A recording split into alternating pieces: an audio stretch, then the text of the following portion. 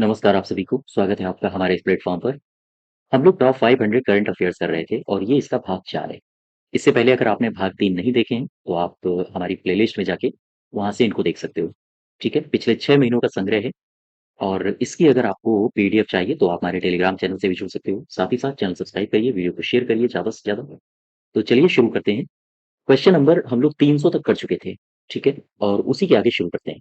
301 number कह रहा है कि हाल ही में किस प्रसिद्ध भारतीय स्काई डाइवर ने माउंट एवरेस्ट के सामने 21,500 फीट की ऊंचाई से हेलीकॉप्टर से छलांग लगा दी और ऐसा करने वाली वो विश्व की पहली महिला बन गई हैं। याद रखिएगा इनका नाम है शीतल महाजन, ठीक है?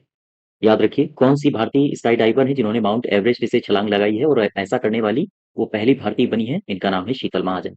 क्वेश्चन नंबर दूसरा कह रहा है हाल ही में किस भारतीय ओलंपियन और विश्व चैंपियन भाला फेंक एथलीट को स्विट्जरलैंड के जंग फ्राउजेस के प्रसिद्ध आइस पैलेस में पट्टिका लगाकर सम्मानित किया गया। ये जो जंग फ्राउजेस है, जंग फ्राउजेस, ठीक है? जंग फ्राउज़िक दरअसल इसको कहते हैं। जंग फ्राउज़िक ये कहाँ है? ये है स्विट्ज़रलैंड में, ठीक है? और ये जो जंग फ्राउज़िक है इसे यूरोप का शिखर कहा जाता है। यूरोप का इसे कहा जाता है शिखर।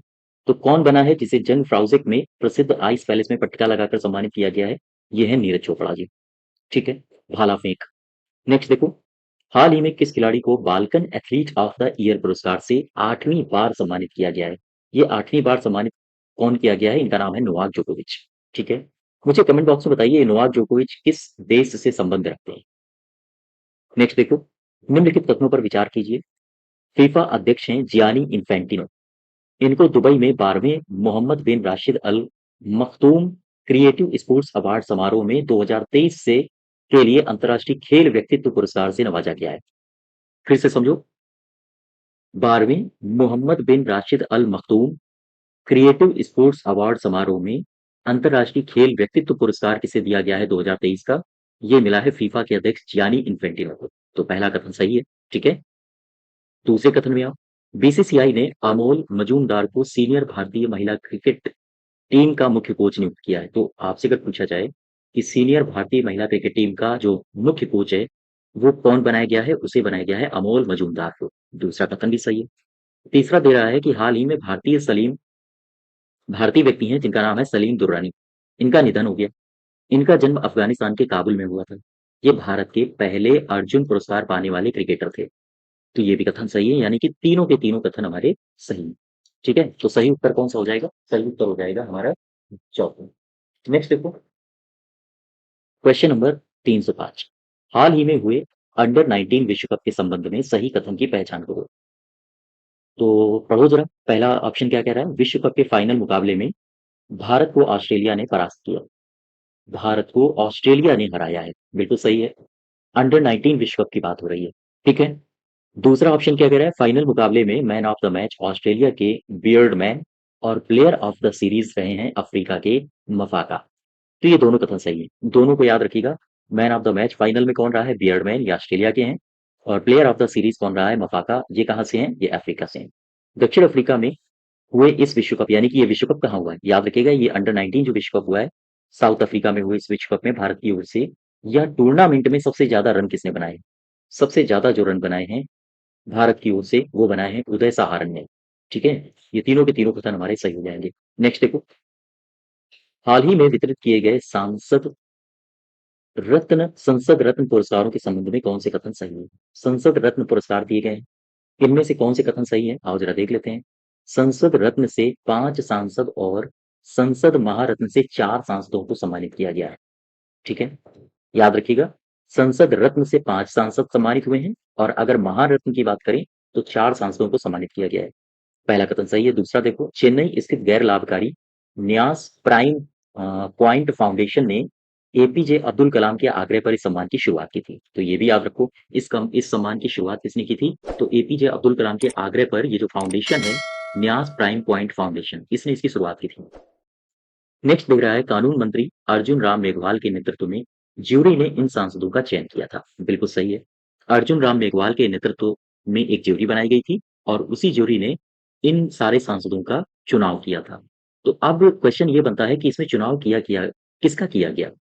अगर हम बात करें संसद रत्न पुरस्कार, ठीक है? ये 5 लोगों को दिया गया है। कौन-कौन से 5 हैं? आओ ज़रा देख लेते हैं। सबसे पहले सुकांत मजूमदार, ये कहाँ के हैं? ये हैं भाजपा से संबंधित, ये भाजपा के सांसद हैं। दूसरे कौन हैं? दूसरे हैं एकनाथ शिंदे, ठीक है? इनका संबंध किससे है? इनका संबंध है शिवसेना से, ठीक? और तीसरे सांसद कौन है जिन्हें संसद रत्न पुरस्कार दिया गया है? वो हैं सुधीर गुप्ता, सुधीर गुप्ता, और ये किससे संबंधित हैं? भाजपा से, ठीक है? चौथे कौन है? याद रखिएगा, इनका नाम है राम सिंह कोल्हे, ठीक है? और ये किससे संबंधित हैं? एनसीपी से। और पांचवें जो व्यक्ति हैं उनका नाम है कुलदीप राय शर्मा, कुलदीप राय शर्मा। नाम याद रखिए, आपके एग्जाम में पूछे जा सकते हैं। और ये कहाँ से हैं? ये है कांग्रेस से, ठीक है? अब ये तो हो गए संसद रत्न पुरस्कार। अब जरा बात कर लेते हैं संसद महारत्न पुरस्कार की। तो संसद महारत्न पुरस्कार कितने लोगों को मिले हैं? ये 4 लोगों को मिले हैं, ठीक है? कौन-कौन है? सबसे पहले हैं एन के प्रेमचंद्रन, और ये हैं आरएसपी से।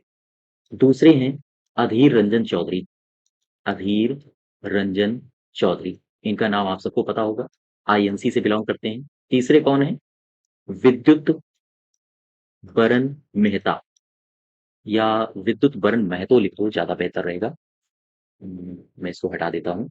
विद्युत बरन महतो, ठीक है? हाँ, ये बीजेपी से संबंधित है। और चौथे जो व्यक्ति हैं उनका नाम है हिना विजय कुमार गावित, इनका संबंध है बीजेपी से। तो ये 4 के चारों हैं।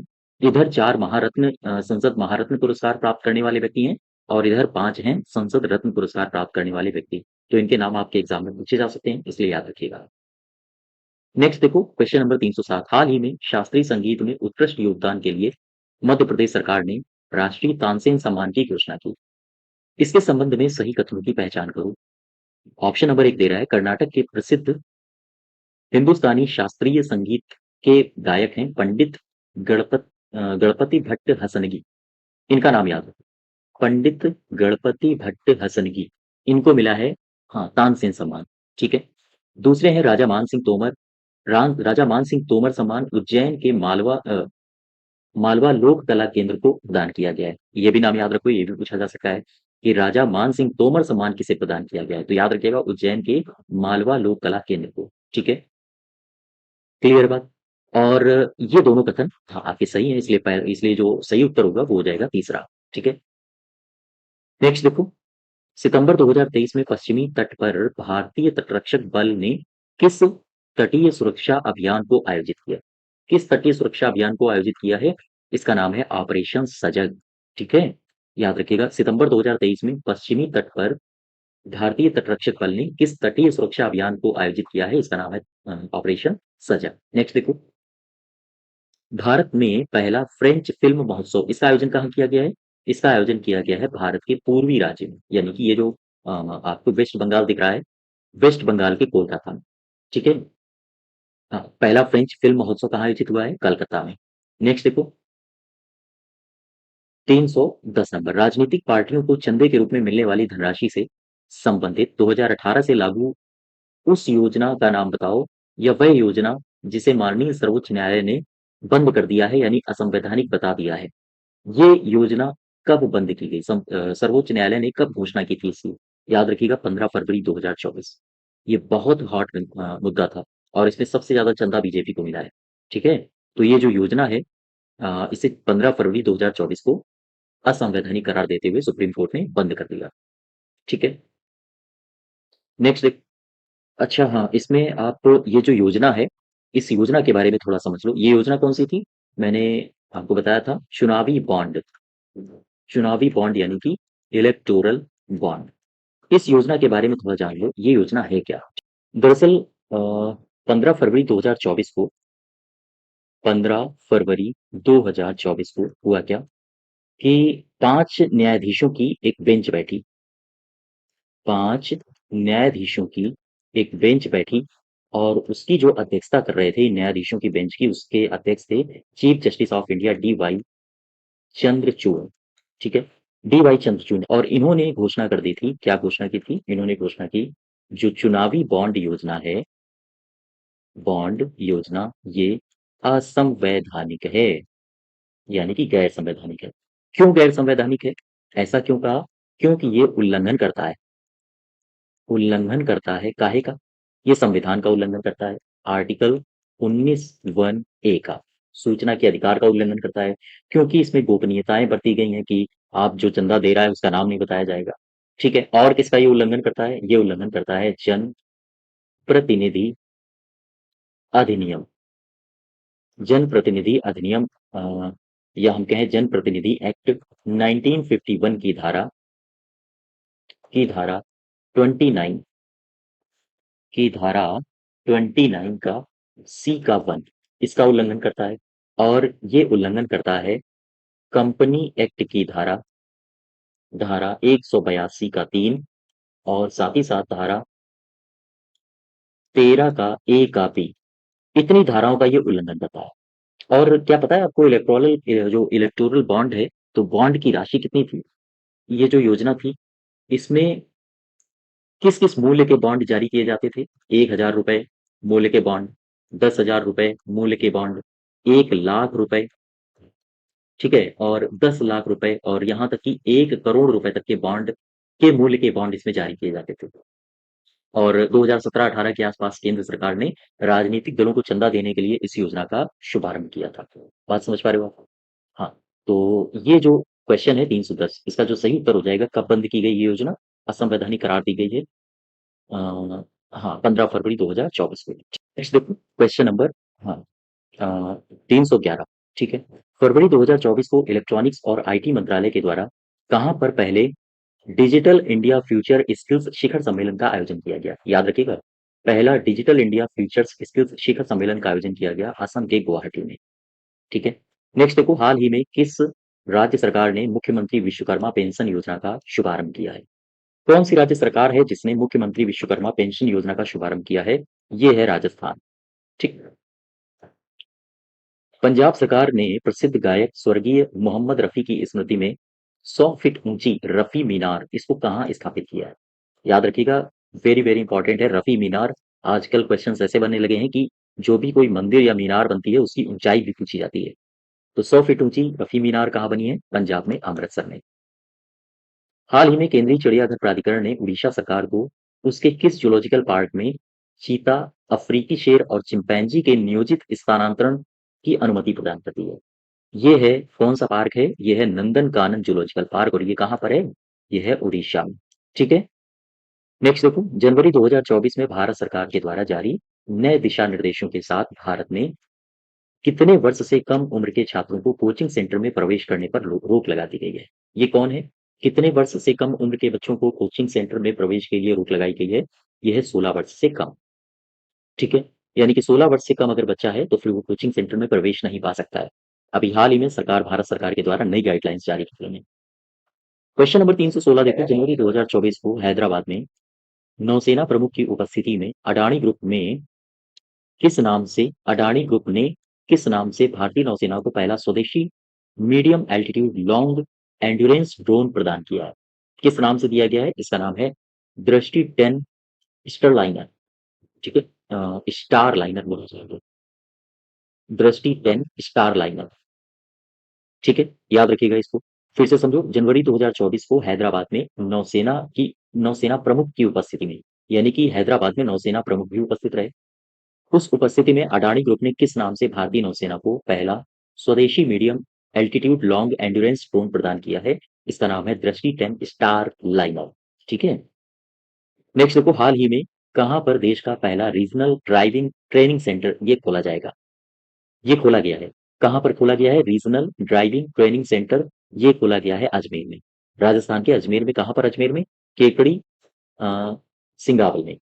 ठीक है, नेक्स्ट देखो, जनवरी 2024 में नेविगेशनल सिस्टम मैपल्स ऐप पर ब्लैक स्पॉट के रूप में राज्य के सभी 784 दुर्घटना संभावित क्षेत्रों की व्यापक मैपिंग करने वाला भारत का पहला राज्य कौन सा बना है?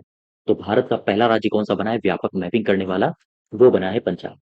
ठीक है। सभी 784 दुर्घटना संभावित क्षेत्रों की व्यापक मैपिंग इसने करवाई है। तो ये पहला राज्य बन गया है व्यापक मैपिंग करवाने वाला, यानी कि पंजाब। नेक्स्ट देखो, निम्नलिखित कथनों पर विचार करो और सही कथन की पहचान करो। आपसे कथन में कह रहा है कि भारतीय थल सेना वर्ष 2024 को प्रौद्योगिकी अवशोषण वर्ष के रूप में मना रही है। प्रौद्योगिकी अवशोषण वर्ष के रूप में वर्ष 2024 को कौन मना रहा है? कौन सी सेना ये मना रहा है? भारतीय थल सेना। तो ये पहला कथन सही है। कर्नाटक राज्य ने स्नातकों एवं डिप्लोमा धारकों को बेरोजगारी सहायता प्रदान करने के लिए युवा निधि योजना, इस योजना का शुभारंभ किया है। ठीक है। तो ये कथन भी सही है। डीआरटीओ ने, डीआरटीओ नहीं होना चाहिए, यहाँ पर डीआरडीओ होना चाहिए। ठीक है। हाँ, डीआरडीओ। डीआरडीओ ने नई असॉल्ट राइफल का विकास किया है जिसका नाम उग्रम है। तो ये सही है।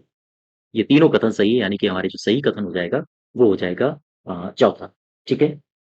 नेक्स्ट देखो, हाल ही में किस राज्य ने मैंग्रोव, मूंगा समुद्री घास और नमक दलदल सहित तटीय पारिस्थितिकी तंत्र के संरक्षण के लिए ब्लू कार्बन एजेंसी लॉन्च की है? कौन सा राज्य है जिसने ब्लू कार्बन एजेंसी लॉन्च की है? ये राज्य है तमिलनाडु। ठीक है। नेक्स्ट देखो, स्वामित्व योजना के माध्यम से भूमि शासन एक अभिनव पहल के लिए किस मंत्रालय ने 2024 में सार्वजनिक नीति संवाद कॉन्क्लेव में सर्वश्रेष्ठ सर्वश्रेष्ठ नवाचार पुरस्कार जीता है? याद रखिएगा, सर्वश्रेष्ठ नवाचार पुरस्कार किसने जीता है? तो ये जीता है पंचायती राज मंत्रालय ने, यानी कि 221 का हो जाएगा पहला। फिर समझो, स्वामित्व योजना के माध्यम से भूमि शासन एक अभिनव पहल के लिए किस मंत्रालय ने 2024 में सार्वजनिक नीति संवाद कॉन्क्लेव में सबसे शानदार नवाचार पुरस्कार जीता है? इसका नाम है पंचायती राज मंत्रालय। जनवरी 2024 में जारी जल शक्ति मंत्रालय ने, या जल शक्ति मंत्रालय की विज्ञप्ति के अनुसार किन 3 राज्य केंद्र शासित प्रदेशों ने जल जीवन मिशन के तहत 100% कवरेज लक्ष्य हासिल किया है? तो ये कौन से हैं? ये हैं अंडमान निकोबार द्वीप समूह, गोवा और पुदुचेरी, यानी कि उपर्युक्त सभी। इन 3 राज्यों अर्थात केंद्र राज्यों या केंद्र शासित प्रदेशों में 100% लक्ष्य को हासिल किया जा चुका है जल जीवन मिशन के तहत। ठीक है। याद रखिएगा, ये 322 का हो जाएगा चौथा। ठीक है। अब नेक्स्ट देखो क्वेश्चन नंबर 323। क्वेश्चन नंबर 323 में कह रहा है कि हाल ही में आई किस आईआईटी या हाँ किस आईआईटी के शोधकर्ताओं ने कैंसर रोधी दवा कैप्टोथोसिन के उत्पादन को बढ़ावा देने के लिए पौधों की कोशिकाओं की सफलतापूर्वक मेटाबॉलिक इंजीनियरिंग करके जैव प्रौद्योगिकी में एक महत्वपूर्ण मील का पत्थर हासिल किया है? तो हाल ही में किस आईआईटी के शोधकर्ताओं ने ये कारनामा करके दिखाया है? ये किया है आईआईटी मद्रास में। फिर से समझो, एक आईआईटी है, उस आईआईटी का हमें नाम बताना है आपको। तो किस आईआईटी के शोधकर्ताओं ने कैंसर रोधी दवा कैप्टोथोसिन के उत्पादन को बढ़ावा देने के लिए पौधों की कोशिकाओं की सफलतापूर्वक मेटाबॉलिक इंजीनियरिंग करके जैव प्रौद्योगिकी में एक महत्वपूर्ण मील का पत्थर हासिल किया है, यानी एक महत्वपूर्ण कार्य किया है? यह है आईआईटी मद्रास के शोधकर्ताओं ने किया है। नेक्स्ट देखो, जनवरी में जारी हेनले पासपोर्ट इंडेक्स 2024 में भारत का स्थान कौन सा है? पता है भारत का स्थान कौन सा है? भारत का स्थान है 80, यानी कि 80 नंबर। हिम तेंदुआ के लिए अपने सफल प्रजनन कार्यक्रम के लिए वर्ल्ड एसोसिएशन फॉर जू एंड एक्वेरियम से किस राज्य में स्थित Padmaja Naidu Himalayan zoological park ने अंतरराष्ट्रीय मान्यता प्राप्त की है? किसे अंतरराष्ट्रीय मान्यता प्राप्त हुई है? ये प्राप्त हुई है Padmaja Naidu Himalayan zoological park. ये कहाँ पर है? ये है पश्चिम बंगाल में। और ये किससे इसने अंतरराष्ट्रीय मान्यता प्राप्त की है? तो याद रखिएगा, वर्ल्ड एसोसिएशन फॉर जू एंड एक्वेरियम से। ठीक है। Padmaja Naidu Himalayan zoological park कहाँ है? आपसे केवल इतना पूछा गया है, ये है पश्चिम बंगाल में।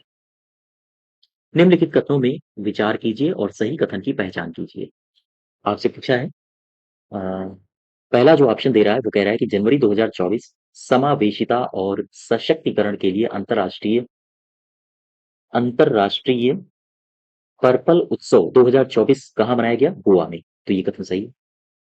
फिर से समझो, जनवरी 2024 समावेशिता और सशक्तिकरण के लिए अंतरराष्ट्रीय पर्पल उत्सव 2024 गोवा में मनाया गया है क्या? हाँ, गोवा में मनाया गया है। सही है। लक्षद्वीप के कदमत और सुहेली द्वीप पर देश का पहला वाटर विला प्रोजेक्ट बनाया जाएगा, ये भी सही है। तो ये दोनों कथन सही है। ठीक है, नेक्स्ट देखो, निम्नलिखित कथनों पर विचार कीजिए तथा सही कथन को चुनिए। हिमाचल प्रदेश के सिरमौर में पाए जाने वाले हट्टी समुदाय, याद रखिएगा ये हट्टी समुदाय कहाँ है? हिमाचल प्रदेश के सिरमौर में। हट्टी समुदाय को अनुसूचित जनजाति का दर्जा दिया गया है, बिल्कुल सही है।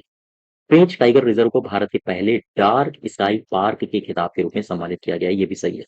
ठीक है, उज्जैन के श्री श्री महाकाल मंदिर में देश के पहले हेल्दी हाइजीनिक फूड स्ट्रीट प्रसादम का लोकार्पण किया गया है, याद रखिएगा ये भी सही है। ये तीनों कथन सही है, तो इसका सही उत्तर हो जाएगा चौथा। ठीक है, ये तीनों स्टेटमेंट्स आप याद रखोगे। कौन कौन सी? हिमाचल प्रदेश के सिरमौर में हट्टी समुदाय है, उससे एसटी का दर्जा दिया गया है। दूसरा, पेंच टाइगर रिजर्व को भारत के पहले डार्क स्काई पार्क के रूप में खिताब से सम्मानित किया गया है। और तीसरा, उज्जैन के श्री श्री महाकाल मंदिर में देश के पहले हेल्दी हाइजीनिक फूड स्ट्रीट प्रसादम का लोकार्पण किया गया है। ये तीनों कथन सही है। आयुष मंत्रालय के सहयोग से राष्ट्रीय आरोग्य मेला 1 से 4 फरवरी 2024 को आयोजित किया गया। ये कब आयोजित किया गया है आपको ये भी याद रखना है। आरोग्य मेला 1 से 4 फरवरी को। अब प्रश्न ये आता है ये कहाँ आयोजित किया गया है? आंसर होगा ये कहाँ आयोजित किया गया है? आयुष मंत्रालय के सहयोग से ये आयोजित किया गया है नई दिल्ली में।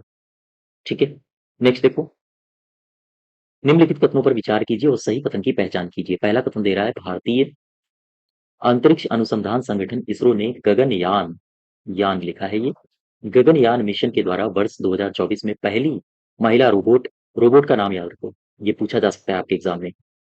ठीक है, ये बहुत इंपॉर्टेंट है। व्योम मित्र अंतरिक्ष के लिए उड़ान भरेगी, कब? 2024 में। नेक्स्ट दिया है, ये पहला सही है। नेक्स्ट दिया है फरवरी 2024 में अजंता एलोरा अंतर्राष्ट्रीय महोत्सव छत्रपति संभाजी नगर के नाम से छत्रपति संभाजी नगर में आयोजित किया जाएगा। अजंता एलोरा अंतर्राष्ट्रीय महोत्सव का आयोजन कहाँ किया जा रहा है? 2024 में छत्रपति संभाजी नगर महाराष्ट्र में। ठीक, ये भी सही है। केरल में ICAR central marine fisheries research institute MFRI ने पहली बार प्रयोगशाला में मछली का मांस विकसित करने की पहल की है, ये भी सही है। यानी कि पहली बार मछली का मांस प्रयोगशाला में कहाँ विकसित किया जाएगा? ये किया जाएगा केरल में। और किसने पहल की है? Central marine fisheries research institute ने पहली बार प्रयोगशाला में मछली का मांस विकसित करने की एक पहल की है। ये सारे के सारे कथन सही है। क्वेश्चन नंबर 330 में देखो, हाल ही में राज्य सरकार ने फरवरी 2024 में अपने वन क्षेत्र को राज्य के चौथे biodiversity heritage site Gupteshwar one क्षेत्र के रूप में नामित किया है। ये कौन है? गुप्तेश्वर वन क्षेत्र ये कहाँ पर है? ये है उड़ीसा में, भारत का पूर्वी राज्य। उड़ीसा, बंगाल, बिहार, ठीक है, तो उन्हीं में से एक राज्य है उड़ीसा। यहाँ पर राज्य का चौथा बायोडायवर्सिटी हेरिटेज साइट के रूप में नामित किया गया है गुप्तेश्वर वन क्षेत्र में। नेक्स्ट दिया है, भारत सरकार के प्रधान वैज्ञानिक सलाहकार प्रोफेसर अजय कुमार सूद ने हाल ही में विज्ञान, प्रौद्योगिकी, इंजीनियरिंग, गणित, चिकित्सा में भारतीय महिलाओं और लड़कियों का प्रतिनिधित्व बढ़ाने के लिए किस पोर्टल को लॉन्च किया है? ये पोर्टल याद रखिएगा, बहुत इंपॉर्टेंट है। पोर्टल का नाम है स्वाति। ठीक है, नेक्स्ट देखो, क्वेश्चन नंबर 332, सर्वत्र क्या है? यह भारतीय सेना के लिए विकसित किया गया मोबाइल ब्रिज सिस्टम है, बिल्कुल सही है। इसे डीआरडीओ ने विकसित किया है, defence research and development organisation ने इसे विकसित किया है। ये दोनों के दोनों सही है। ठीक है, नेक्स्ट देखो, 18 से 21 जनवरी के बीच हुए भारत अंतर्राष्ट्रीय रामायण मेला के संदर्भ में कौन सा कथन सही है, उसकी पहचान करो। 7वें भारत अंतर्राष्ट्रीय रामायण मेला का आयोजन कहाँ किया गया? अगर आपसे ये पूछा जाए तो आप बताओगे नई दिल्ली में, ये कथन सही है। इसका विषय रामायण के माध्यम से विश्व को जोड़ना था, ये भी कथन सही है। ठीक है, और ये दोनों कथन सही है, तो हमारा जो सही उत्तर होगा वो हो जाएगा उपर्युक्त सभी। यहाँ से क्वेश्चन आपसे ब्रेक करके भी पूछ सकता है, अलग अलग भी पूछ सकता है कि बताओ मुझे 7वां भारत अंतर्राष्ट्रीय रामायण मेला का आयोजन कहाँ किया गया, किस शहर में हुआ भारत के? तो आंसर होगा नई दिल्ली। ठीक है, आपसे अगर पूछा जाए कि ये जो अंतर्राष्ट्रीय रामायण मेला हुआ है इसकी थीम क्या थी, आपसे ये भी पूछा जा सकता है, तो याद रखिएगा रामायण के माध्यम से विश्व को जोड़ना। ठीक, नेक्स्ट देखो, डस्टेड अपोलो, इसका वैज्ञानिक नाम है पर्नासियस स्टेनोसमस, यानी कि पर्नासियस स्टेनोसमस, एक तितली की प्रजाति है। बात समझ पा रहे हो? डस्टेड अपोलो ये एक तितली की प्रजाति है जिसका वैज्ञानिक नाम है पर्नासियस स्टेनोसमस। इसे हाल ही में मणि महेश झील के पास देखा गया है। आपसे केवल इतना पूछा है, ये जो मणि महेश झील है ये कहाँ पर है? ठीक है, ये मणि महेश झील है हमारे उत्तरी राज्य उत्तराखंड, सॉरी, हिमाचल प्रदेश में। नेक्स्ट देखो, निम्नलिखित कथनों पर विचार कीजिए और सही कथन की पहचान कीजिए। पार्वती काली सिंध चंबल लिंक परियोजना के लिए मध्य प्रदेश, राजस्थान और केंद्र सरकार के मध्य समझौता हुआ। ये बहुत इंपॉर्टेंट है, आपसे पूछा जा सकता है कि पार्वती काली सिंध चंबल लिंक परियोजना के लिए किन राज्यों के मध्य समझौता हुआ है। तो मध्य प्रदेश और राजस्थान, याद रखिएगा। और इसमें जो तृतीय पक्ष बैठा था वो बैठा था केंद्र सरकार। नेक्स्ट देखो, अ, एक भारत श्रेष्ठ भारत पहल के तहत हाल ही में पुदुचेरी में शिक्षा मंत्रालय के द्वारा आरोविले एक्सपीरियंस टूर का आयोजन किया गया। ये भी कथन सही है। अगर आपसे पूछा जाए आरोविले एक्सपीरियंस टूर का आयोजन कहाँ किया गया है, तो पुदुचेरी में शिक्षा मंत्रालय के द्वारा इसको जारी किया गया, इसका आयोजन किया गया। ठीक है। अब नेक्स्ट देखो, उड़ीसा में समलेई मंदिर परियोजना का उद्घाटन किया गया। याद रखिएगा, ये समलेई मंदिर परियोजना ये कहाँ पर है, किस राज्य से संबंधित है। तो समलेई मंदिर परियोजना, इसका संबंध है उड़ीसा से। ठीक है। ये तीनों के तीनों कथन हमारे सही है। क्लियर बात। नेक्स्ट देखो, 336, संसद के शीतकालीन सत्र में 3 नए अपराध कानून संसद से पारित किए गए। इनके संबंध में कौन से कथन सही हैं? इन कथनों की पहचान करो। 1860 में बने इंडियन पीनल कोड की जगह भारतीय न्याय संहिता 2023 इसने ले ली है। 1860 में बने इंडियन पीनल कोड की जगह किसने ले ली है? हाँ, अ, भारतीय न्याय संहिता 2023 ने। फिर कह रहा है कि 1898 में बने सीआरपीसी की जगह ले ली है भारतीय नागरिक सुरक्षा संहिता 2023 ने। ये भी सही है। फिर 1872 में बने इंडियन एविडेंस कोड की जगह ले ली है किसने, कौन से नए कानून ने? ये ले ली है भारतीय साक्ष्य संहिता 2023 ने। ये तीनों के तीनों कथन सही है। पहले रेप की धाराएं होती थी 375, 376, अब रेप की धाराएं होती हैं 63 और 69। ये भी कथन सही है। हत्या की धारा पहले 302 होती थी, अब 101 होगी। ये भी कथन सही है। ये तीनों के तीनों कथन आपके सही है। ठीक है। नेक्स्ट देखो, हाल ही में संसद में पारित 3 नए आपराधिक कानूनों के आधार पर निम्नलिखित कथनों में विचार कीजिए। ट्रायल के मामले में आपको विचार करना है। ये जो 3 कानून हैं, इन तीनों कानूनों की बात हो रही है। 2023 में भारतीय न्याय संहिता और भारतीय नागरिक सुरक्षा संहिता 2023, और साथ ही साथ भारतीय साक्ष्य संहिता 2023, इनकी बात हो गई। तो आओ जरा देख लेते हैं क्या बात कर रहा है। पहला कथन दे रहा है किसी भी केस में 90 दिनों में क्या हुआ है इसकी जानकारी पुलिस विक्टिम को देना, पुलिस विक्टिम को देगी। यानी पुलिस का ये कर्तव्य होगा कि पहले 90 दिनों में क्या हुआ है केस में, इसकी जानकारी विक्टिम को दी जाए। ये सही है। अब ट्रायल कोर्ट को फैसला अधिकतम 3 साल में देना ही होगा, ये प्रावधान डाल दिया गया है। मुकदमा समाप्त होने के बाद जज को 43 दिन में फैसला देना होगा और फैसले के 7 दिन के भीतर भीतर सजा सुनानी होगी। ये तीन के तीनों कथन सही है। ये तीनों कथन नए कानूनों में डाले गए हैं। ठीक है। नेक्स्ट देखो, हाल ही में केंद्रीय वस्तु एवं सेवा कर द्वितीय संशोधन विधेयक 2023 पास किया गया। इसके संबंध में निम्नलिखित कथनों में सही कथन कौन सा है, इस पर विचार करना है। तो बताओ जरा, करो। इसमें केंद्र सरकार को अपीलीय अधिकरण की स्थापना का अधिकार मिल जाएगा। बिल्कुल सही है। इस विधेयक में अपीलीय अधिकरण के अध्यक्ष की आयु सीमा को 67 से बढ़ाकर 70 वर्ष और सदस्यों की आयु सीमा को 65 से बढ़ाकर 67 वर्ष कर दिया जाएगा। ये भी सही है। ठीक है। न्यायाधिकरण के सदस्यों की न्यूनतम आयु 50 वर्ष की गई थी। न्यूनतम आयु 50 वर्ष की गई है और अधिवक्ताओं को कम से कम 10 साल का अनुभव अनिवार्य कर दिया गया है। ये सारे के सारे कथन आपके सही हैं। क्लियर है बात? यहाँ तक क्लियर हो? हाँ। अब जरा क्वेश्चन नंबर नेक्स्ट देखो, 339। हाल ही में ओमान के सुल्तान हैथम बिन तारिक भारत की यात्रा पर आए। भारत के साथ ओमान के कई मुद्दों पर सहमति बनी। इन्हीं के संबंध में आपको ये कथन पढ़ने हैं और मुझे बताना है कि कौन से कथन सही है। ठीक है। पहला कथन कह रहा है कि भारतीय सांस्कृतिक सांस्कृतिक तो ये टाइपिंग एरर है, आप लोग अपने हिसाब से एडजस्ट कर लेना।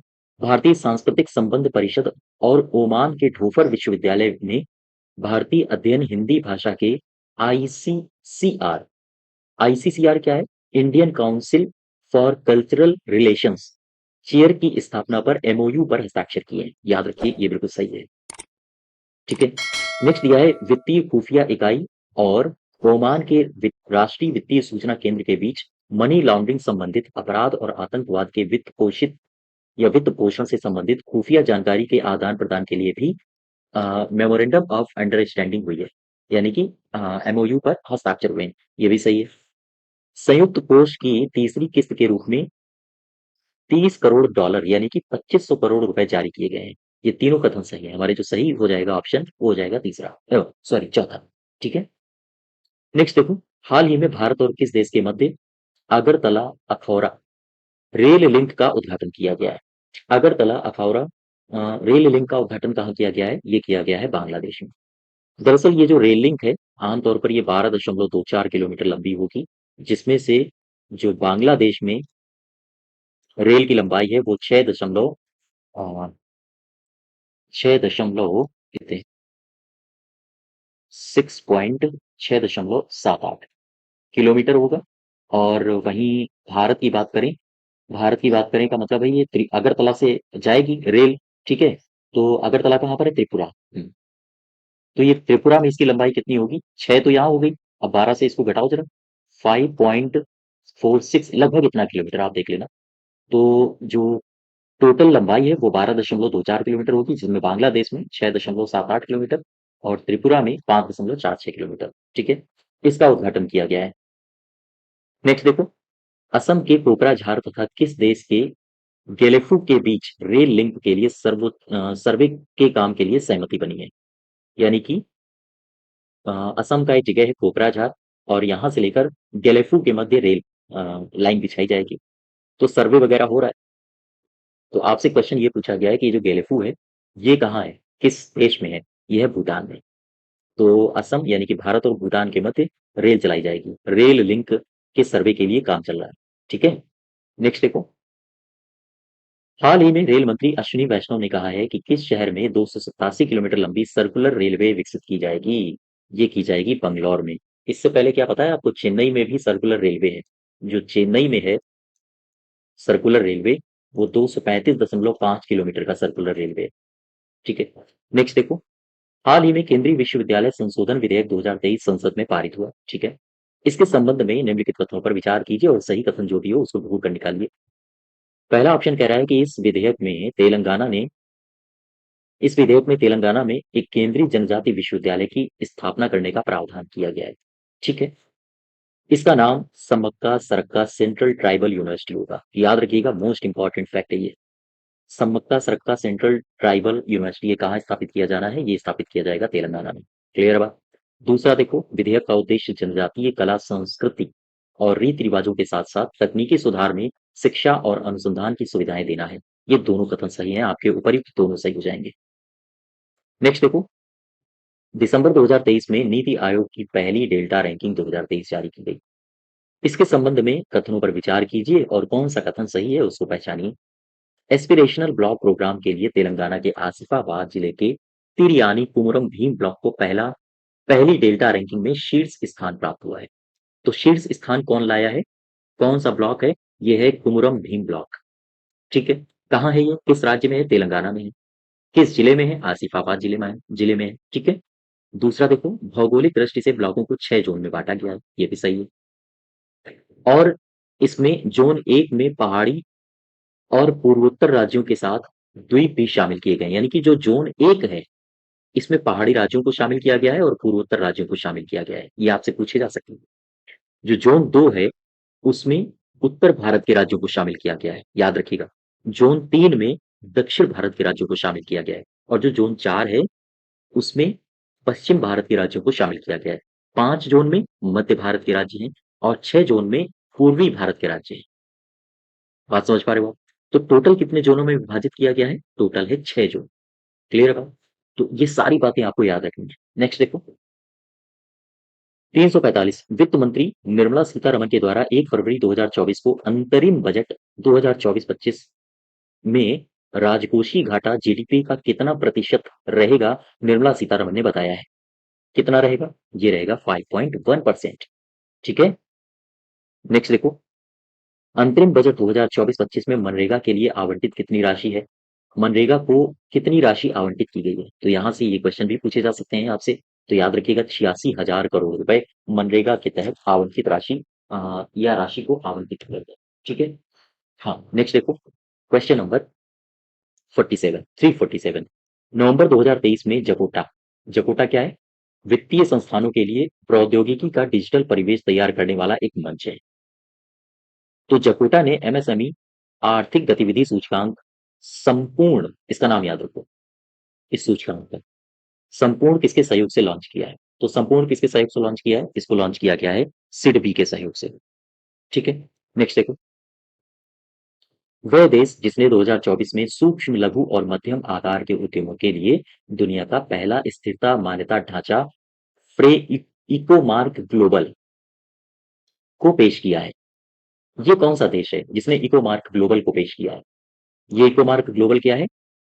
दुनिया का पहला स्थिरता मान्यता ढांचा है। ये किसने पेश किया है? ये पेश किया है संयुक्त अरब अमीरात ने। नेक्स्ट देखो। निम्नलिखित कथनों पर विचार करो और सही कथन की पहचान करो। पहला कथन दिया है विश्व बैंक के द्वारा जारी प्रवासन और विकास रिपोर्ट। सबसे इंपॉर्टेंट क्वेश्चन आपसे ये भी पूछ सकता है कि प्रवासन और विकास रिपोर्ट कौन जारी करता है? तो ये जारी करता है वर्ल्ड बैंक। ठीक है, तो विश्व बैंक के द्वारा जारी ये रिपोर्ट के अनुसार प्रवासियों से धन प्राप्ति के मामले में भारत कौन से स्थान पर है? भारत है पहले स्थान पर। और अभी तक कितनी राशि प्राप्त करी है भारत ने? लगभग 125 बिलियन डॉलर। ये कथन सही है। केरल ने अपने सभी जिलों में होल मार्किंग सेंटर खोलने का वादा किया है और ऐसा करने वाला वो भारत का पहला राज्य बन जाएगा। तो ये भी कथन सही है। होल मार्किंग सेंटर कहाँ खोले जाएंगे? केरल में। और केरल सबसे पहला राज्य बनेगा जो अपने जिलों में हॉल मार्किंग सेंटर खोलेगा। तीसरा कह रहा है विश्व यूनिकॉर्न रैंकिंग 2023 आई। इसके आधार पर भारत कुल 72 यूनिकॉर्न के साथ विश्व में कौन से स्थान पर है? याद रखिएगा, तीसरे स्थान पर है। उपयुक्त सभी सही हो जाएंगे। ठीक है, नेक्स्ट देखो। भारत में डिजिटल भुगतान प्लेटफॉर्म फिनटेक कंपनी फोनपे ने सितंबर 2003 में गूगल के प्ले स्टोर का भारतीय वर्जन किस नाम से लॉन्च किया है? तो गूगल के जो प्ले स्टोर है उसका भारतीय वर्जन लॉन्च किया है इंडस ऐप स्टोर। ठीक है, याद रखिएगा, मोस्ट इंपॉर्टेंट क्वेश्चन है। चूंकि जो गूगल का प्ले स्टोर है उस पर अभी कॉन्ट्रोवर्सी भी चल रही थी। हाँ, तो याद रखिए इसको। नेक्स्ट देखो। पीएम मत्स्य किसान समृद्धि योजना की उप योजना को सरकार की मंजूरी मिली है। ठीक, इसके संबंध में निम्नलिखित तथ्यों पर विचार कीजिए और कौन कौन सा कथन सही है इसको पहचानिए। इस योजना का उद्देश्य मत्स्य पालन क्षेत्र को औपचारिक बनाना और मत्स्य पालन से जुड़े सूक्ष्म और लघु उद्यमों को समर्थन देना है। बिल्कुल सही है। यह योजना वित्त वर्ष 2023-24 से 2026-27, ये टाइम पीरियड याद रखो, पूछा जा सकता है, तक 4 वर्षों के लिए सभी राज्यों और केंद्र शासित प्रदेशों में लागू की जाएगी। ये भी सही है। 4 वर्षों के लिए इस योजना में कुल कितना रुपया आवंटित किया गया है? ये भी याद रखो, मोस्ट इंपॉर्टेंट है। इसके लिए जो आवंटित राशि है वो है 6,000 करोड़ रुपए। तो यहाँ से उपर्युक्त चारों सही है। ठीक है, नेक्स्ट देखो। हाल ही में पृथ्वी विज्ञान योजना को प्रधानमंत्री की अध्यक्षता वाली कैबिनेट की बैठक में मजदूरी मजदूरी नहीं मंजूरी होना चाहिए, मंजूरी दी गई है। ठीक है, इस योजना के संबंध में सही कथन की पहचान करो। इस योजना को 2021 से 2026 तक की अवधि के लिए कार्यान्वित की जाएगी ये योजना। और इसमें जो अनुमानित लागत है वो है 4797 करोड़ रुपए। ठीक, याद रखिएगा, पहला कथन बिल्कुल सही है। इस योजना में वर्तमान में 5 उप योजनाएं शामिल है। तो ये भी कथन सही है। यहाँ पे दोनों कथन हमारे सही हो जाएंगे। अब जरा देखो ये 5 उप योजनाएं कौन सी हैं? 5 उप योजनाएं ये आपसे एग्जाम में पूछी जा सकती हैं। सबसे पहली उप योजना वायुमंडल और जलवायु अनुसंधान। वायुमंडल और जलवायु अनुसंधान प्रारूप प्रारूप निरीक्षण प्रारूप निरीक्षण और सेवाएं, इसे कहा जाता है एक्रॉस। ठीक है, दूसरी उपयोजना कौन सी है? दूसरी है महासागर सेवाएं प्रारूप कामा अनुप्रयोग अनुप्रयोग संसाधन और प्रौद्योगिकी संसाधन और प्रौद्योगिकी, ये दूसरी उपयोजना है। इसे कहा जाता है ओ स्मार्ट। ठीक है, तीसरी उपयोजना कौन सी है? तीसरी है ध्रुवीय विज्ञान ध्रुवीय विज्ञान और क्रायोस्फीयर अनुसंधान अनुसंधान, इसे कहा जाता है PACER पेसर। जो चौथी उपयोजना है, 5 टोटल उपयोजनाएँ हैं। चौथी है भूकंप विज्ञान और भूकंप विज्ञान और भू-विज्ञान, ठीक है? और इसे कहा जाता है SAGE से। 5वां है अनुसंधान शिक्षा अनुसंधान, कॉमा, शिक्षा, कॉमा, प्रशिक्षण प्रशिक्षण, ठीक है? प्रशिक्षण और आउटरीच, ये है रीच आउट इसका शॉर्ट फॉर्म। तो ये 5 उपयोजनाएँ हैं, अ, ठीक है? ये 5 उपयोजनाएँ हैं। क्लियर बात? तो इसको याद रखिएगा, इसमें आपके जो सही कथन हो जाएगा, वो हो जाएगा दोनों, उपर्युक्त दोनों, ठीक है? तो हाल ही में पृथ्वी विज्ञान योजना को प्रधानमंत्री की अध्यक्षता वाली एक कैबिनेट ने इसको मंजूरी दी है। और इसमें कितनी उपयोजनाएँ शामिल हैं? इसमें शामिल हैं 5 उपयोजनाएँ। कौन-कौन सी हैं? ये सारी की सारी आपके पास हैं, 5 उपयोजनाएँ। पूछे तो आप बता सकते हो, ठीक है? नेक्स्ट देखो, हाल ही में प्रधानमंत्री नरेंद्र मोदी की अध्यक्षता में कैबिनेट की बैठक हुई और कैबिनेट ने प्रधानमंत्री जनजातीय आदिवासी न्याय महाअभियान को मंजूरी प्रदान की है। इस योजना में कुल 24,104 करोड़ रुपए खर्च किए जाएंगे। और इस योजना का शुभारंभ किस राज्य में हुआ है? आपसे केवल इतना पूछा है, तो बता दीजिए। झारखंड के खूंटी में इस योजना को शुभारंभ किया गया। तो याद रखिएगा, प्रधानमंत्री मोदी की अध्यक्षता में कैबिनेट की बैठक हुई और उसमें एक योजना को मंजूरी प्रदान की गई है। कौन सी योजना है? प्रधानमंत्री जनजातीय आदिवासी न्याय महाअभियान। इसमें कितना रुपया खर्च होगा? 24,104 करोड़ रुपए। और ये कहाँ आयोजित की गई, यानी इसका शुभारंभ कहाँ से किया गया? इसका शुभारंभ किया गया झारखंड से, ठीक है? यहाँ तक क्लियर हुआ? अच्छा, अब नेक्स्ट देखिए जरा। क्वेश्चन नंबर आपका हो जाएगा 354। कह रहा है कि 22 जनवरी 2024 को प्रधानमंत्री सूर्योदय योजना की घोषणा की गई है 22 जनवरी 2024 को। योजना को प्रधानमंत्री सूर्य घर मुफ्त बिजली योजना के नाम से जाना जाता है। अब योजना का नाम बदल दिया गया। योजना का नाम क्या पड़ा है? योजना का नाम पड़ा है प्रधानमंत्री सूर्य घर मुफ्त बिजली योजना। इस योजना के संबंध में निम्नलिखित कथनों पर विचार कीजिए और जो सत्य कथन है उसको खोज के निकालिए। ये कह रहा है आपसे। पहला ऑप्शन दिया है, इस योजना का उद्देश्य भारत में नवीकरणीय ऊर्जा लक्ष्यों को बढ़ावा देना और घरों के लिए बिजली बिल को कम करना है। बिल्कुल सही है। नवीकरणीय ऊर्जा लक्ष्यों को बढ़ावा दिया जाएगा ताकि अनवीकरणीय से जो हमारी डिपेंडेंसी है वो समाप्त हो सके। और जो कोयला हो गया या फिर डीजल पेट्रोल हो गया, इनकी एक सीमित मात्रा है पृथ्वी में, जबकि जो नवीकरणीय ऊर्जा संसाधन है वो असीमित है, ठीक है? तो हमें डिपेंडेंट होना चाहिए नवीकरणीय ऊर्जा के जो संसाधन है। और जब हम इन पर डिपेंड होंगे तो फिर जो बिजली का बिल होगा वो भी कम आएगा, ठीक है? तो यही कह रहा है, पहला कथन सही है। इस योजना के तहत 75,000 करोड़ रुपए से अधिक का निवेश किया जाना लक्षित किया गया, ये भी कथन सही है। इस योजना के तहत 1.2 लाख रुपए का 2 किलोवाट का रूफटॉप पैनल मात्र 30,000 रुपए में लगवाया जाएगा। ये मोस्ट इंपोर्टेंट फैक्ट है, इसको आप याद रखो। यहाँ से क्वेश्चन बनाए जा सकते हैं, ठीक है?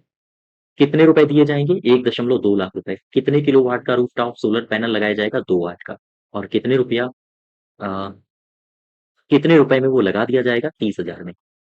तो फिर कहीं न कहीं इतने रुपए का जो पैनल है, 1.2 लाख रुपए का, वो 30,000 में लगाया जा रहा है, तो कहीं न कहीं सब्सिडी भी दी जा रही होगी। तो इस योजना में 75% केंद्र सब्सिडी देगा और राज्य का जो अनुदान होगा, वो होगा, हाँ, 75% केंद्र और राज्य का, दोनों का मिला के अनुदान होगा। केंद्र और राज्य सरकार सब्सिडी और अनुदान देंगी, ठीक है? तो उपयुक्त सभी सही हो जाएँगे। क्लियर बात? नेक्स्ट देखो। संस्कृति मंत्रालय द्वारा शुरू की गई परियोजना कौन-सी है? मेरा गाँव मेरी धरोहर। ये पहल किसने शुरू की है या ये परियोजना किसने शुरू की है? कौन-से मंत्रालय ने? तो यहाँ पर चूँकि गाँव है, तो आप हो सकता है ग्रामीण विकास मंत्रालय शुरू कर दें। लगाना आप मतलब ऑप्शन को चूज़ करना, वो गलत हो जाएगा। याद रखिएगा, ये किस मंत्रालय ने शुरू किया है? संस्कृति मंत्रालय ने, ठीक है? और इस पहल का उद्घाटन किसने किया है? ये पूछा है आपसे। जिसका लक्ष्य भारत के 6.5 लाख गाँवों का सांस्कृतिक मानचित्रण करना है। तो इसका उद्घाटन किसने किया है? मेरा गाँव मेरी धरोहर पहल का उद्घाटन किया है अमित शाह जी ने, ठीक है? नेक्स्ट देखो, स्किल ऑन व्हील्स पहल के संबंध में निम्नलिखित तथ्यों पर विचार कीजिए। स्किल ऑन व्हील्स सितंबर 2023 में ओम बिरला और धर्मेंद्र प्रधान ने राष्ट्रीय कौशल विकास निगम और इंडस इंड बैंक के साथ मिलकर इस पहल की शुरुआत की, तो ये भी सही है। इस पहल का उद्देश्य क्या है? ग्रामीण युवाओं, मुख्यतः महिलाओं को प्रमुख डिजिटल कौशल प्रदान करना, ये भी सही है। तो ये दोनों कथन सही हो जाएंगे। ठीक। नेक्स्ट देखो, मेरी माटी मेरा देश अभियान के संदर्भ में सही कथनों की पहचान करो।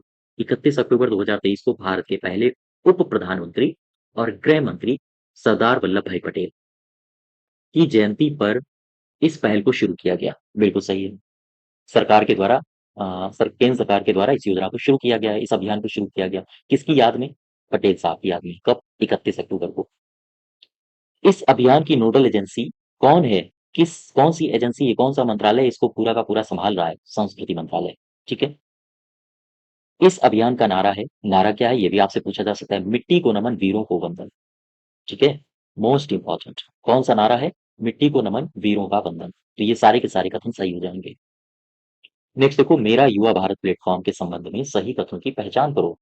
ये एक प्लेटफॉर्म है, इस प्लेटफॉर्म का नाम है मेरा युवा भारत। इसके संबंध में आओ कथनों को पढ़ लेते हैं जरा।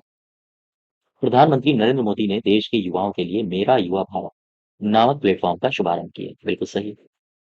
ये इसका शुभारंभ किसने किया है? ये आपसे पूछा जा सकता है। नरेंद्र मोदी जी ने।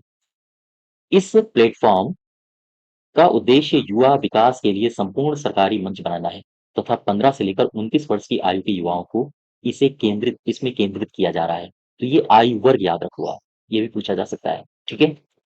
तो ये दोनों कथन हमारे सही हो जाएंगे। क्लियर बात? नेक्स्ट देखो, प्रधानमंत्री नरेंद्र मोदी ने 13,000 करोड़ रुपए की पीएम विश्वकर्मा योजना का शुभारंभ किया। कितने करोड़ रुपए की योजना है ये? याद रखिएगा, 13,000 करोड़ रुपए। इस योजना के संदर्भ में निम्नलिखित तथ्यों पर विचार कीजिए और सही कथन की पहचान कीजिए। पहला कह रहा है कि इस परियोजना के तहत पारंपरिक शिल्पकारों और कारीगरों के 30 लाख परिवारों को बिना किसी गारंटी के न्यूनतम ब्याज दर पर ऋण सहायता प्रदान की जाएगी। बिल्कुल सही है। कितना टारगेट किया गया है? कितने परिवारों को? 30 लाख परिवारों को टारगेट किया गया है। दूसरा कह रहा है 28 ट्रेड्स के कारीगरों को इस योजना के तहत लाभ मिलेगा। कितने ट्रेड्स के कारीगरों को लाभ दिया जाएगा? लक्षित कितना किया गया है? 28। पात्र कारीगरों को 3 लाख रुपए तक का ऋण 5% ब्याज पर दिया जाएगा। बिल्कुल सही है। उपयुक्त सभी सही है। ठीक है। नेक्स्ट देखो, भारतीय कुश्ती महासंघ के कामकाज के लिए किसकी अध्यक्षता में 3 सदस्यीय तदर्थ समिति का गठन किया गया है? भूपिंदर सिंह बाजवा। 300, हाँ, 360, 360 का हो जाएगा पहला। भूपिंदर सिंह बाजवा। ठीक है। नेक्स्ट देखो, भारतीय बीमा विनियामक और विकास प्राधिकरण ने बैंक इंश्योरेंस मापदंडों की समीक्षा के लिए किसकी अध्यक्षता में एक समिति का गठन किया है? समिति याद रखिए, मीना कुमारी की अध्यक्षता में। भारतीय बीमा विनियामक और विकास प्राधिकरण, ठीक है, ने बैंक इंश्योरेंस मानदंडों की समीक्षा के लिए एक समिति का गठन किया है। इस समिति के अध्यक्ष कौन है? ये पूछा है आपसे। आंसर होगा मीना कुमारी। नेक्स्ट देखो, विश्व मसाला कांग्रेस 2023 के संबंध में सही कथन की पहचान करो। विश्व मसाला कांग्रेस, इसका 14वां संस्करण हुआ कहाँ? मुंबई में। याद रखिएगा इसको, ये बिल्कुल सही है। ये जो समारोह हुआ है इसकी थीम है, क्या थीम है? विजन 2030 स्पाइसेस, ये इसकी थीम है। बिल्कुल सही है, इसको भी याद रखो। आपसे केवल थीम भी पूछी जा सकती है। तीसरा दिया है, स्पाइसेस से क्या आशय है? स्पाइसेस से आशय है sustainability, productivity, innovations, collaboration, excellence और सेफ्टी। बात समझ पा रहे हो? क्लियर? स्पाइसेस से ये आशय। तो यहां पर क्या हो जाएगा? उपर्युक्त तो सभी सही हो जाएंगे। ठीक है। नेक्स्ट देखो, सुरक्षित बाघ राष्ट्र की समृद्धि सुनिश्चित करते हैं। ये विषय याद रखो। ये आपसे विषय अलग से भी पूछ सकता है। ठीक। क्या पूछेगा? सुरक्षित बाघ राष्ट्र की समृद्धि सुनिश्चित करते हैं, इस विषय पर आधारित बाघ सुरक्षा पर अंतरराष्ट्रीय सम्मेलन कहाँ आयोजित किया गया? तो ये आयोजित किया राजस्थान में, जयपुर में। आपसे ये भी पूछा जा सकता है कि बाघ सुरक्षा पर अंतरराष्ट्रीय सम्मेलन जयपुर में हुआ, इसकी थीम क्या थी, इसका विषय क्या था? तो आपको फिर ये विषय भी पता होना चाहिए। सुरक्षित बाघ राष्ट्र की समृद्धि सुनिश्चित करते हैं। ठीक है। नेक्स्ट देखो, 14वां विश्व कौशल शिखर सम्मेलन के संबंध में सही कथनों की पहचान करो। ये जो 14वां विश्व कौशल शिखर सम्मेलन है, इसका आयोजन किसने किया? आंसर होगा फिक्की ने। कहाँ हुआ? नई दिल्ली में। बात समझ पा रहे हो? 14वां विश्व कौशल शिखर सम्मेलन, इसका आयोजन कहाँ हुआ? नई दिल्ली में। किसने किया? फिक्की ने। अगर आपसे थीम पूछ दे, विषय पूछ दे कि ये जो विश्व कौशल शिखर सम्मेलन है, इसका थीम क्या है? तो आप बताओगे building skills empowering youth creative future. ठीक है? तो ये सारे के सारे कथन सही हो जाएंगे। बात समझ पा रहे हो आप? हाँ। नेक्स्ट देखो। आर्ट ऑफ लिविंग के द्वारा आयोजित चौथे विश्व सांस्कृतिक महोत्सव का आयोजन कहाँ किया गया? चौथा विश्व सांस्कृतिक महोत्सव, इसका आयोजन कहाँ किया गया? आपसे ये पूछा गया है। तो चौथा विश्व सांस्कृतिक महोत्सव, इसका आयोजन किया गया वाशिंगटन डीसी में। किसने आयोजित किया? अगर आपसे ये पूछे तो ये आंसर लिखा है आर्ट ऑफ लिविंग ने। ठीक है? नेक्स्ट देखो। हाल ही में संपन्न हुए ग्लोबल प्रोफेशनल अकाउंटेंट्स कन्वेंशन के संबंध में सही कथन की पहचान करो। इंस्टीट्यूट ऑफ चार्टर्ड अकाउंटेंट्स के द्वारा गांधीनगर गुजरात में इसका आयोजन किया गया। ठीक है? बिल्कुल सही है। फिर से समझो इस। हाल ही में संपन्न हुए ग्लोबल प्रोफेशनल अकाउंटेंट्स कन्वेंशन, इसका आयोजन कहाँ हुआ? आयोजन हुआ इसका गांधीनगर गुजरात में। ठीक, किसने किया आयोजन? तो इंस्टीट्यूट ऑफ चार्टर्ड अकाउंटेंट्स ने किया। इसका विषय क्या था? इसकी थीम क्या थी? Connecting the globe, creating value. ये इसकी थीम थी। इस पर ये आधारित रहा है। इसमें वैश्विक स्तर पर अकाउंटेंसी पेशे के भविष्य को आकार देने वाले विभिन्न पहलुओं पर चर्चा की गई है। ये सारे के सारे कथन आपके सही है। नेक्स्ट देखो। हाल ही में द न्यू कंपास विषय पर आधारित 7वां फ्यूचर इन्वेस्टमेंट इनिशिएटिव का आयोजन कहाँ किया गया? ये पूछा है आपसे। तो 7वां फ्यूचर इन्वेस्टमेंट इनिशिएटिव, इसका आयोजन कहाँ किया गया? सबसे पहला क्वेश्चन। इसका आयोजन किया गया सऊदी अरब के रियाद। अगर आपसे पूछे इसका विषय क्या था, तो आप बताओगे द न्यू कंपास, इसका विषय था। ठीक, दोनों कथन याद रखिएगा। इसका विषय क्या था? The new compass. क्या इसका आयोजन कहाँ हुआ? रियाद, सऊदी अरब में। किसका आयोजन पूछे तो 7वां फ्यूचर इन्वेस्टमेंट इनिशिएटिव का आयोजन। क्लियर बात? नेक्स्ट देखो। भारत के डिजिटल एजेंडों को समायोजित करते हुए आगे बढ़ना, ये एक विषय है। इस पर आधारित इंडिया इंटरनेट गवर्नेंस फोरम का आयोजन कहाँ हुआ? मोस्ट इंपॉर्टेंट क्वेश्चन, बहुत इंपॉर्टेंट है।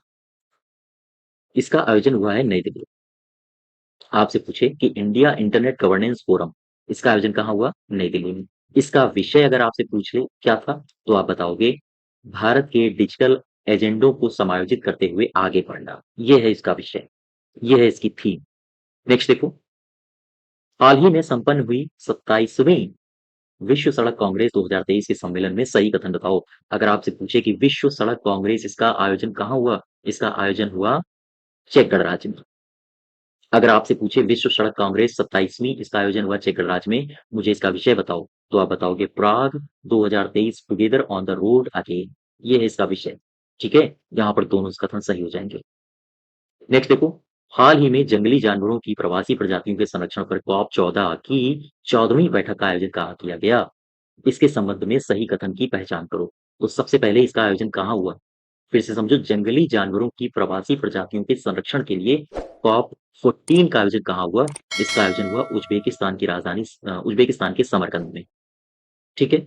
उज्बेकिस्तान के, हाँ, शहर समरकंद में। नेक्स्ट देखो। दूसरा कथन, अगर आपसे इसकी थीम पूछ दे तो आप क्या कहोगे? आप कहोगे प्रकृति की कोई सीमा नहीं होती। ये है इसकी थीम।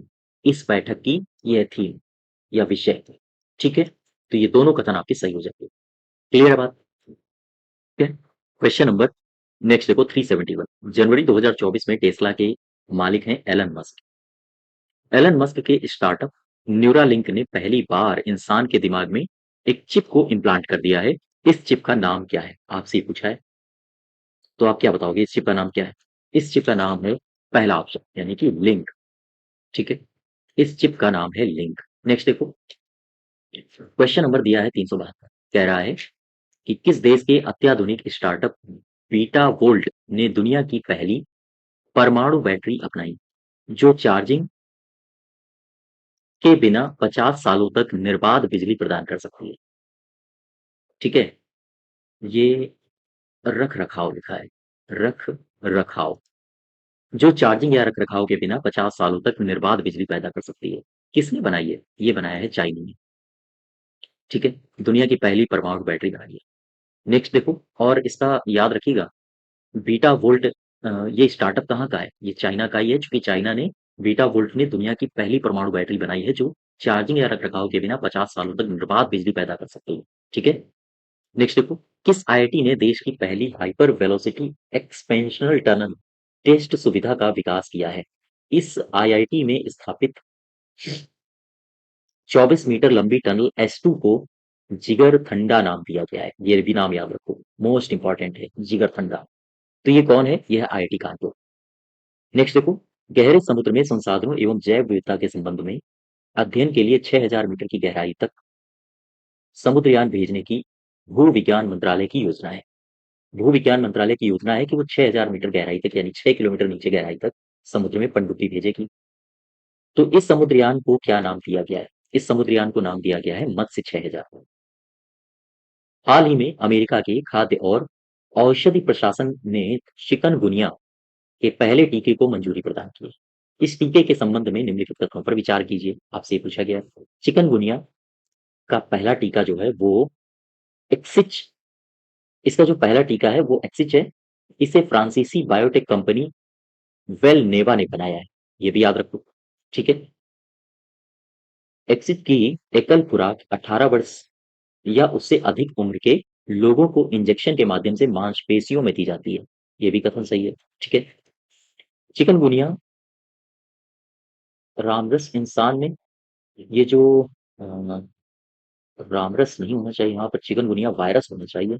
वायरस, चिकनगुनिया वायरस इंसान में संक्रमित मच्छर के काटने से फैलता है। जोड़ों में सूजन हो जाती है और स्किन पर दाने निकल आते हैं। बिल्कुल सही है। ठीक है? यहाँ पर सारे के सारे कथन सही है, सारे के सारे कथन याद रखो। चिकनगुनिया का पहला टीका आया है जिसका नाम है एक्सिट। नेक्स्ट देखो, किस आईआईटी ने पानी से आर्सेनिक और धातु आयनों, ये आयन लिखा है, धातु आयनों को हटाने के लिए अमृत का विकास किया है? कौन है? आईआईटी मद्रास है। ठीक है? अमृत, ये अमृत क्या है? अमृत का मतलब है arsenic, arsenic and metal remover by Indian technology. ठीक है? बाय इंडियन टेक्नोलॉजी, याद रखिएगा इसको। क्लियर बात? नेक्स्ट देखो, कार्टाजेना में स्थित एक स्पिरिट ब्रॉन्ड डिक्टाडोर के तथा पॉलिश कंपनी हैंसन रोबोटिक्स ने किसे विश्व के पहले ह्यूमनॉइड रोबोट को मुख्य कार्यकारी अधिकारी के रूप में चुना है? तो ये चुना है मिका। नेक्स्ट देखो, गैर संचारी जीर्ण रोग आयुष के माध्यम से रोकथाम और प्रबंधन विषय पर केंद्रित दूसरा अंतर्राष्ट्रीय आयुष सम्मेलन 2024 का आयोजन कहाँ किया गया? याद रखिएगा, अगर आपसे पूछो कि दूसरा अंतर्राष्ट्रीय आयुष सम्मेलन 2024 इसका आयोजन कहाँ किया गया, तो आप बताओगे दुबई में। ठीक है? अगर आपसे पूछे कि आयुष सम्मेलन 2024 इसका आयोजन दुबई में किया गया, लेकिन इसकी थीम क्या थी आयुष सम्मेलन की, तो आप बताओगे गैर संचारी जीर्ण रोग आयुष के माध्यम से रोकथाम और प्रबंधन, इस विषय पर केंद्रित था, अर्थात ये थी इसकी थीम। ठीक? नेक्स्ट देखो, मेरा भारत विकसित भारत @2047, युवा के लिए युवा के द्वारा, ये थीम है। ठीक है? किसकी थीम है? राष्ट्रीय युवा महोत्सव 2024 की। इसका आयोजन कहाँ किया गया? आपसे ये पूछा गया है। तो जो इसका आयोजन किया गया है वो किया गया है नासिक, महाराष्ट्र में, और ये 27वां है। ठीक है? 27वां राष्ट्रीय युवा महोत्सव 2024 का आयोजन कहाँ किया गया? हाँ, नासिक, महाराष्ट्र। क्लियर बात? यहाँ तक क्लियर? अब देखो जरा इसको ठीक आगे, क्वेश्चन नंबर 380। भारत मंडपम में आयोजित देश का पहला mega mobility show, Bharat mobility global expo 2024 के संबंध में कौन से कथन सही है? बियॉन्ड बाउंड्रीज इसकी थीम थी, याद रखिएगा। ये जो मेगा मोबिलिटी शो हुआ है, इसकी अगर आपसे थीम पूछे तो बियॉन्ड बाउंड्रीज। इसका आयोजन कहाँ किया गया? इसका आयोजन भारत मंडपम यानी कि नई दिल्ली में किया गया। ठीक है? इसमें ऑटोमोबाइल सेक्टर के रिसर्च कॉन्सेप्ट और प्रोडक्ट की प्रदर्शनी लगाई गई है। ये सारे के सारे कथन सही, यानी कि दोनों कथन आपके सही। नेक्स्ट देखो, हाल ही में हुए वैश्विक मत्स्य पालन सम्मेलन 2023 के संबंध में सही कथन की पहचान करो। इस सम्मेलन का आयोजन मत्स्य पालन पशुपालन डेयरी मंत्रालय भारत सरकार के द्वारा कहाँ किया गया? अहमदाबाद में। क्लियर बात यहाँ तक? वैश्विक मत्स्य पालन सम्मेलन, इसका आयोजन कहाँ किया गया है? इसका आयोजन किया गया है अहमदाबाद में। यहाँ तक क्लियर हुआ? अच्छा, अगर आपसे पूछे कि इसकी थीम क्या थी, इसका विषय क्या था इस सम्मेलन का, तो आप बताओगे मत्स्य पालन और जल कृषि संपदा का जश्न मनाना। इस विषय पर ये केंद्रित था। इसका सारा इसके ये दोनों उपयुक्त कथन सही हो जाएंगे। नेक्स्ट देखो, 382, नवा भारत अंतर्राष्ट्रीय विज्ञान महोत्सव 2023। ठीक, अमृत काल में विज्ञान और प्रौद्योगिकी सार्वजनिक लोक संपर्क, ये विषय है, इस विषय पर केंद्रित था। फिर से समझो, भारत अंतर्राष्ट्रीय विज्ञान महोत्सव 2023 कौन से नंबर का हुआ? नवा।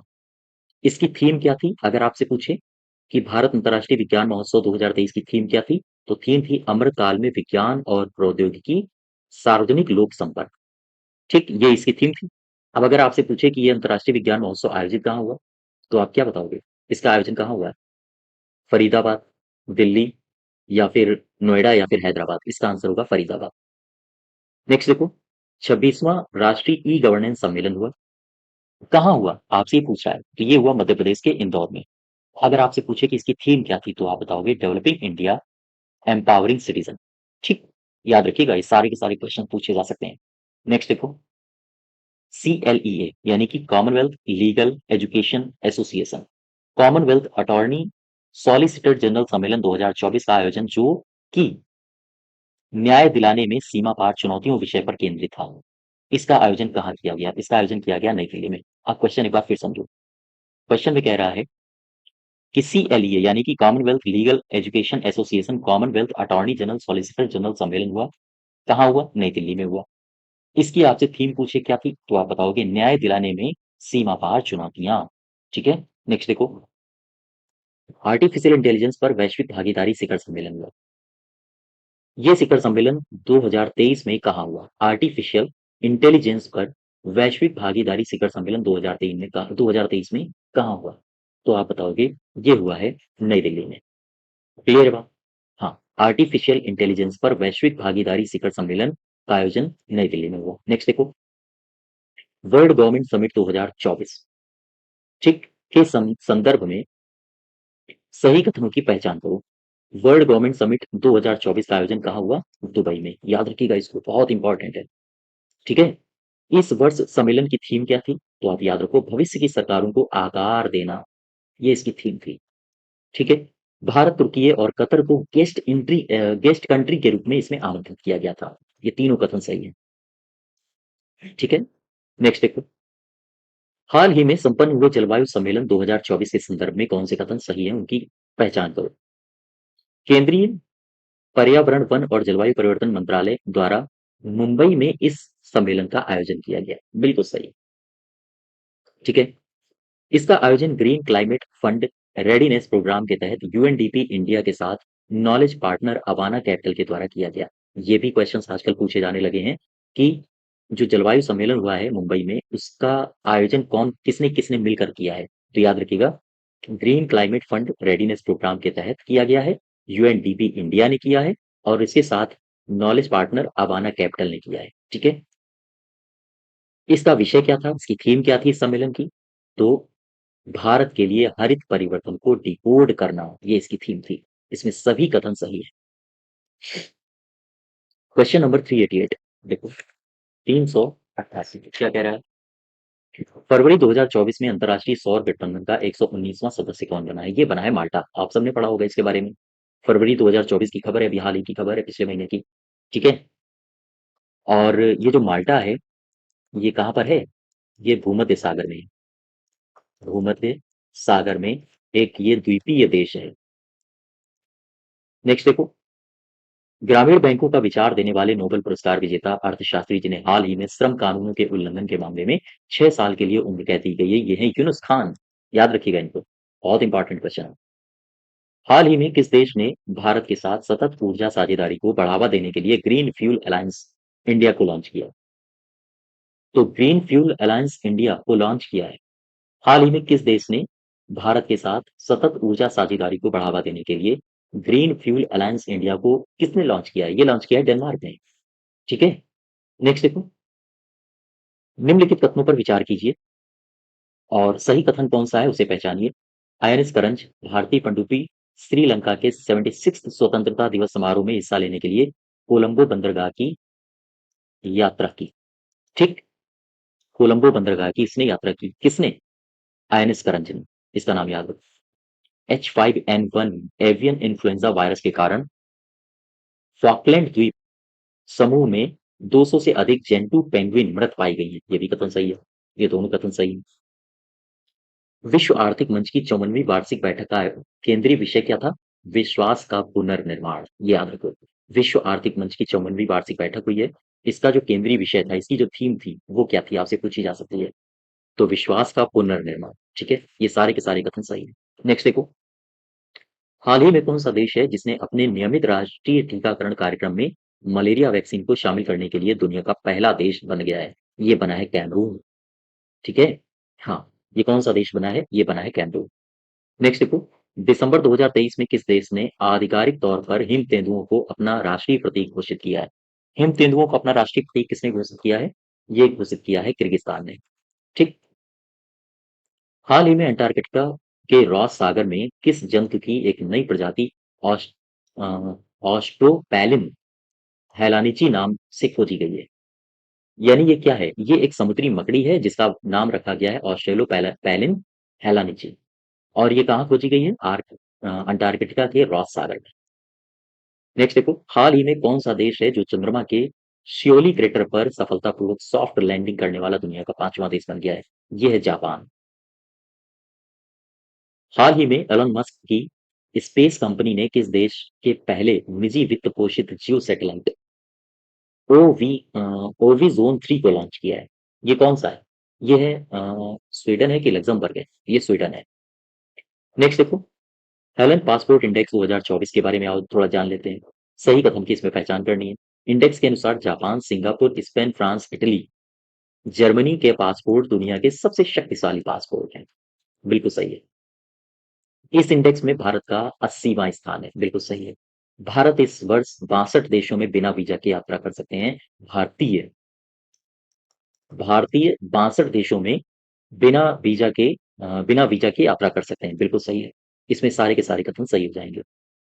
नेक्स्ट देखो, दिसंबर 2023 में अमेरिकी सर्च कंपनी गूगल ने किस नाम से अपना सबसे powerful artificial intelligence model launch किया है? इसका नाम है जेमिनी। ठीक है, जेमिनी के नाम से हाँ लॉन्च किया है। क्वेश्चन नंबर 399, भारतीय मूल के अर्थशास्त्री हैं थर्मनशन मुगरत्ना को किस देश का नया राष्ट्रपति बनाया गया है? ये बने हैं सिंगापुर। सिंगापुर के नए राष्ट्रपति बने हैं मुगरत्ना साहब।